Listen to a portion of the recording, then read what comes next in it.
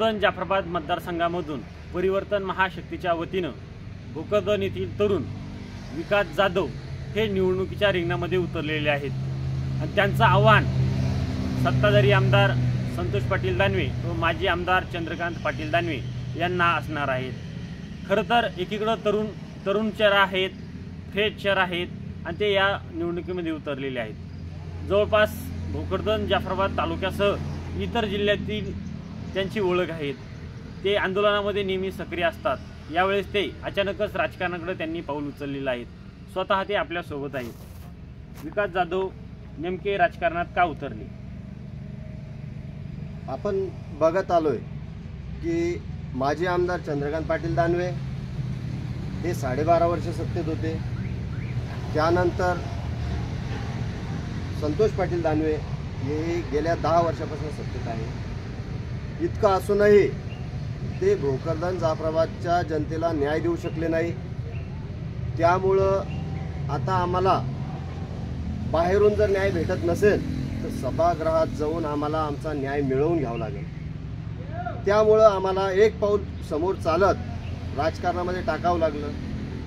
पण तरीही राजकारण करत असताना सर्व गोष्टी लक्षात घेत, सर्व गोष्टींचं भान ठेवत आमचा अजेंडा असा असणार आहे की आम्ही 80% समाजकारण आणि 20% राजकारण यामध्ये करणार आहोत। या भोकरदन जाफराबादचे आमदार संतोष पाटील दानवे यांनी भोकरदन तालुक्यात त्यांनी जी सभा झाली त्यामध्ये त्यांनी सांगितलं की मी एवढे विकास कामं केले, भोकरदन तालुक्यात अनेक ठिकाणी पाणी देण्याचं काम केलं आणि त्यांना जे कार्यकर्ते आहेत त्यांचे जे पोस्टर लागतात त्याच्यावर जलसम्राट आमदार म्हणून नावं छापल्या जातात। याकडे कसं बघता? साहजिकच धसाळ साहेब, आत्ता माझं शेवटचं पाण्यासाठीचं आंदोलन नगर परिषदवरचं तुम्ही टेलिकास्ट केलंय। ते करत असताना जर स्वतःला जलसम्राट म्हणून जर कोणी घेत असेल तर भोकरदनच्या जनतेनं बघितलंय की त्यांचे काय हाल झालेले आहे पाण्यासाठी। मग आपल्याला जर आपण आपल्या रयतेला, आपल्या मतदारांना, आपल्या जनतेला जर पिण्यासाठी पाणी उपलब्ध करून देऊ शकत नाही तर माझा पण त्यांना सवाल आहे आणि एक सवाल तुम्हालाही आहे, त्यांना स्वतःला जलसम्राट म्हणून घेण्याचा अधिकार आहे का? माजी आमदार चंद्रकांत दानवे हे जवळपास 12.5 वर्ष आमदार राहिले। त्यांनी तरुण असेल, शिक्षण व्यवस्था असेल, म्हणजे सगळ्या शेतकरी प्रश्न असेल, यांनी किती पद सोडवले आणि त्यांच्याकडे कसं बघता आणि त्यांना तुम्ही काय आव्हान देणार? माझं तर मी अगोदर जाहीर करतोय की माझा लढाच मुळात प्रस्थापितांविरोधात विस्थापित असा आहे। धनशक्तीच्या विरोधात जनशक्ती असा माझा लढा आहे। गेले 12.5 वर्ष चंद्रकांत पाटील दानवे हे आमदार होते। त्यानंतर निश्चितच त्यांनी काही विकास कामं केले असतील नसतील म्हणून जनतेने त्यांना नाकारलं। त्यानंतर संतोष पाटील दानवे हेही 10 वर्ष आमदार राहिले। आता त्यांनी काय विकास कामं केले ते त्यांनी जनतेसमोर घेऊन जावे। जनता नक्कीच त्यांना प्रश्न विचारेल की तुम्ही काय काय विकास कामं केलीत, त्याचा लेखाजोखा त्यांनी या जनतेला द्यावा।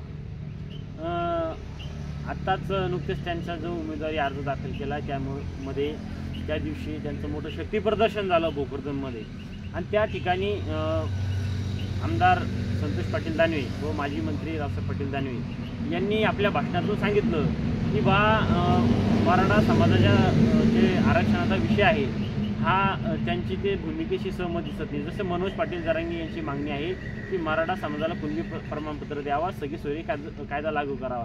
हे म्हणतात की स्वतंत्र आरक्षण द्यावं, कोणाच्या आरक्षणामध्ये घालू नये। तुम्ही याकडे कसं बघता? सर्वप्रथमतः मराठा आरक्षणाची चळवळ ज्यांनी नव्याने उभी केली असे आमचे आदरणीय मनोजदादा जरांगे यांची जी भूमिका आहे त्याच भूमिकेवर आदरणीय मनोजदादा ठाम आहेत आणि आम्ही आदरणीय मनोजदादा जरांगे यांचे मावळे आम्ही त्यांच्या सोबत आहोत। 50%च्या वरचं आरक्षण टिकत नाही हे तुम्हाला आम्हाला सर्वांना माहिती आहे। त्यानंतर या सरकारने मराठा समाजाला 10% आरक्षण देऊन त्या मराठा समाजाची दिशाभूल केलेली आहे। याची परतफेड मराठा समाज करणार। पण तसेच जर कोणी म्हणत असेल की आमच्या सरकारने 10% आरक्षण दिलं, तर मराठा समाजाने कधीही स्वतंत्र 10% आरक्षण मागितलेलं नाही।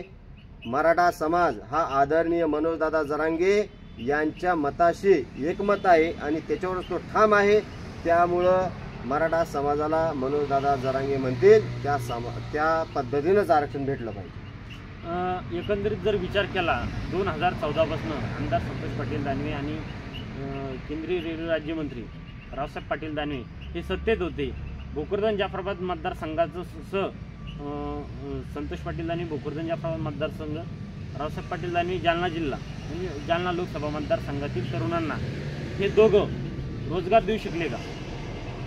आता मुळातच या प्रश्नाचं उत्तर तुम्हाला, आम्हाला आणि जनतेला, जालना जिल्ह्यातल्या जनतेला, भोकरदन जाफराबाद तालुक्यातील जनतेला चांगल्या प्रकारे माहिती। इतके वर्ष हे सत्तेत राहूनही, इतके मोठे मोठे राजकीय पद भूषवूनही आजही तुम्ही औद्योगिक क्षेत्रातली भोकरदन जाफराबादची प्रगती बघा। या ठिकाणी कसलंही औद्योगिक क्षेत्र झालं नाही, त्याला यांनी चालना देण्याचं कामही केलं नाही। तसेच जिल्ह्यातील तालुक्यातील तरुणांना रोजगार उपलब्ध होईल असं यांनी कुठलंही काम केलेलं नाही असा माझा यांच्यावर स्पष्ट आरोप आहे। आणि त्यांना जर या आरोपाचं खंडन करायचं असेल तर त्यांनी भोकरदन जाफराबाद तालुक्यातील किती तरुणांना रोजगार दिला याचा लेखाजोखा त्यांनी माझ्यासमोर आणावा।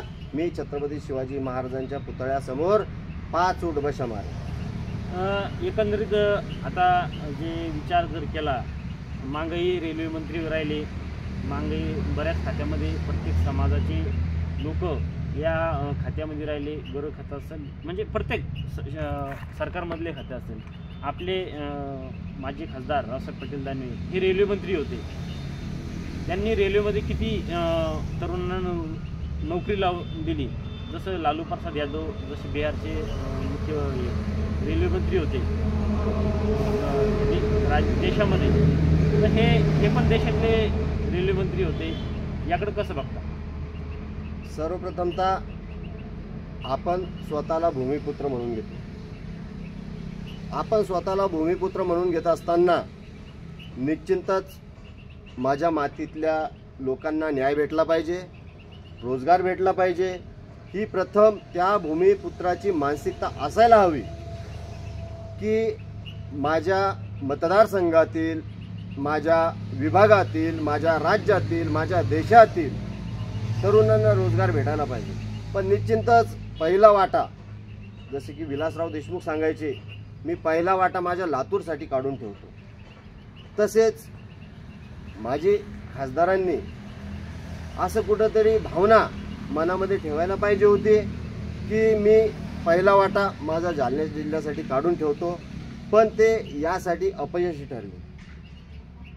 इथल्या तरुणांच्या असतील, इथल्या जनतेच्या असतील, यांच्या अपेक्षा भंग झालेल्या तुम्हाला बघायला भेटत आहे। जसं आता नुकतंच आता निवडणुकीचं वातावरण गरम झालेलं आहे, मराठा समाजाचा आरक्षणाचा प्रश्न तापलेला आहे। त्यातच त्यांनी एक वक्तव्य केलं आहे की जे उमेदवार गावात येतील त्यांना तुम्ही सांगा की तुमचं मराठा आरक्षणाला सहमत आहे का, जसं मनोज पाटील जरांगे यांच्या भूमिकेशी सहमत आहे का, तुम्ही असं लिहून देणार का? त्यांनी डायरेक्ट म्हणजे थेट जो कोणी उमेदवार असेल, अपक्ष असेल किंवा विरोधक असेल किंवा सत्ताधारी असेल, त्यांना थेट उमेदवाराच्या अंगावर जाण्याची भाषा म्हणजे एवढं भडकवण्याची भाषा त्या स्टेजवरून केलेली आहे। याकडे कसं बघता? माजी मंत्री आदरणीय रावसाहेब पाटील दानवे हे एक तरवेज राजकारणी आहे, एक जबाबदार व्यक्तिमत्व ते आहे। त्यामुळं तुम्ही सांगितल्याप्रमाणे त्यांच्या तोंडून जर असं स्टेटमेंट निघालं असेल तर त्या स्टेटमेंटचं मी खंडनच करतो की जेणेकरून माझा तर त्यांनी असं प्रश्न विचारला की जे उमेदवार येतील त्यांना तुम्ही विचारा की बाबा तुमचं आदरणीय मनोजदादा जरांगे यांच्या मराठा आरक्षणाच्या मागणीसाठी तुमचं समर्थन आहे का? तर माझा सवाल संतोष रावसाहेब पाटील दानवे आमदार यांनाच आहे की तुमचं आदरणीय मनोजदादा जरांगे यांच्या भूमिकेशी तुम्ही सहमत आहात का? माजी मंत्री रावसाहेब पाटील दानवे यांनाही मी तेच विचारील की आदरणीय मनोजदादा जरांगे यांच्या भूमिकेशी तुम्ही सहमत आहात का? माजी आमदार चंद्रकांत पाटील दानवे यांनाही मी तेच विचारील की तुम्ही आदरणीय मनोजदादा जरांगे यांच्या भूमिकेशी सहमत आहात का? राहिला विषय तरुणांना भडकावण्याचा, तर हे खूप शोकांतिका आणि ही चुकीची गोष्ट आहे असं मी म्हणेल. राहिलाच विषय तर विकास विजयराव जाधव, मी जाणीवपूर्वक विधान करतो की मी असं लेखी आश्वासन आणि बॉन्ड करून द्यायला तयार आहे 500 रुपयाचा. मी आदरणीय मनोजदादा जरांगे यांच्या भूमिकेशी मी ठाम आहे. माजी आमदार चंद्रकांत पाटील दानवे, माजी आमदार संतोष पाटील रावसाहेब दानवे यांनी असं लेखी आश्वासन हे बॉन्डवर देऊ शकतात का? माझा त्यांना सवाल. एकंदरीत या भोकरदन जाफराबाद मतदारसंघामध्ये शेतकऱ्यांचे सर्वात मोठा प्रश्न चर्चेला आलेला आहे तो सिंचन विहिरीचा. याकडे कसं बघता? खूप महत्त्वाचा प्रश्न विचारला जसा साहेब तुम्ही.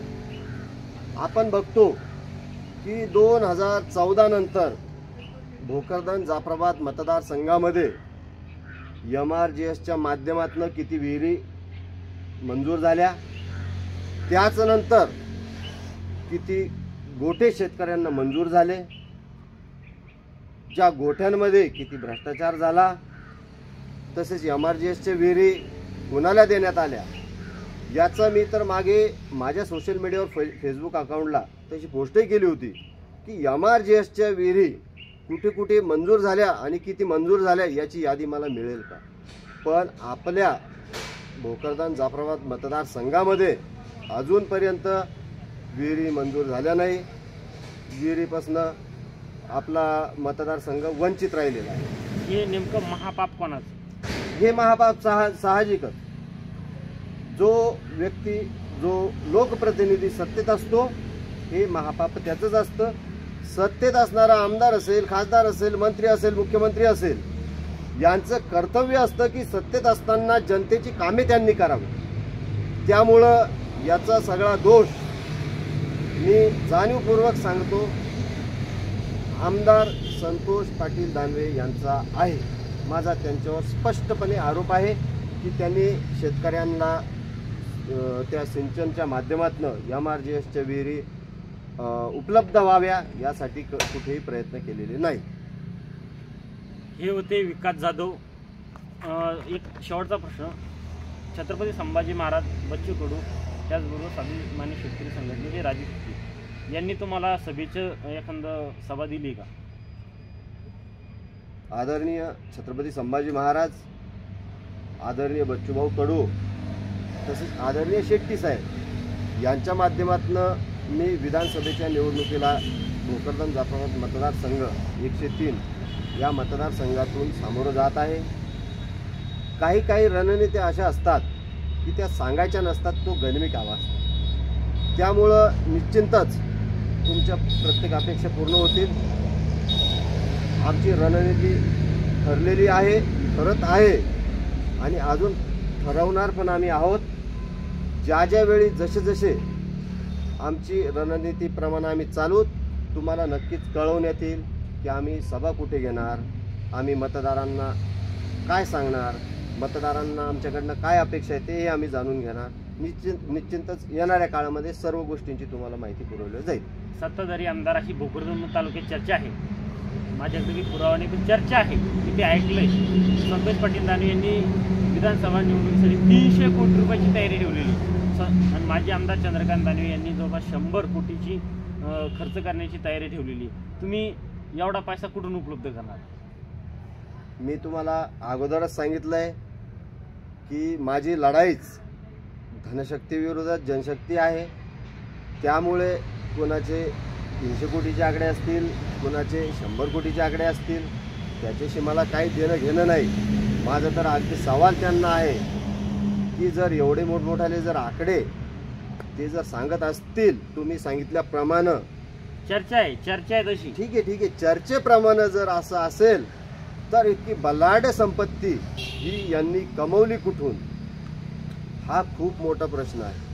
आणि तसं आपण बघितलं की ज्या वेळेस जनता ठरवते तर त्यावेळेस तुमची ताकद, तुमची सत्ता, तुमचा रुबाब, तुमची दादागिरी, तुमचा पैसा या गोष्टी कसल्याही काम करत नाही. त्या ठिकाणी काम करतं ते तुमची नैतिकता, ती तुमची प्रामाणिकता, ती तुमची काम करण्याची इच्छाशक्ती, ती तुमची ऊर्जा. आणि येणाऱ्या काळात नक्कीच भोकरदन जाफराबाद मतदारसंघातील जनतेवर माझा पूर्ण विश्वास आहे की ते चांगल्या आणि प्रामाणिक नेतृत्वासोबतच उभे राहणार. त्यांनी दोन्ही दानवे वापरून बघितले, त्यांना काही फरक पडला नाही. आता नवीन औषध घेण्याची वेळ आलेली आहे. मग दोन्ही गोळ्या तुम्ही घेऊन बघितल्या, परिवर्तन महाशक्तीची एकदा गोळी घेऊन बघा. तुम्हाला जर नाही गुण पडला तर आम्ही तुमच्या शिक्षेस पात्र आहोत, एवढंच मी या माध्यमातून सांगू इच्छितो. हे होते विकास जाधव, एक तरुण चेहरा आहेत, आंदोलनामध्ये नेहमी सक्रिय राहिलेले विकास जाधव आहेत. त्याचबरोबर या ठिकाणी आपण त्यांना जे प्रश्न विचारले त्याचं उत्तर त्यांनी दिलेलं आहे. बघूया येणाऱ्या काळामध्ये भोकरदन जाफराबाद मतदारसंघातील जनता नेमकी कोणाच्या पाठीशी उभी राहते. संतोष पाटील दानवे की चंद्रकांत दानवे, तर तिसऱ्या आघाडीचे उमेदवार विकास जाधव यांच्या पाठीशी उभे राहते, याकडे आता सर्वांचं लक्ष लागलेलं आहे. तोपर्यंत धन्यवाद.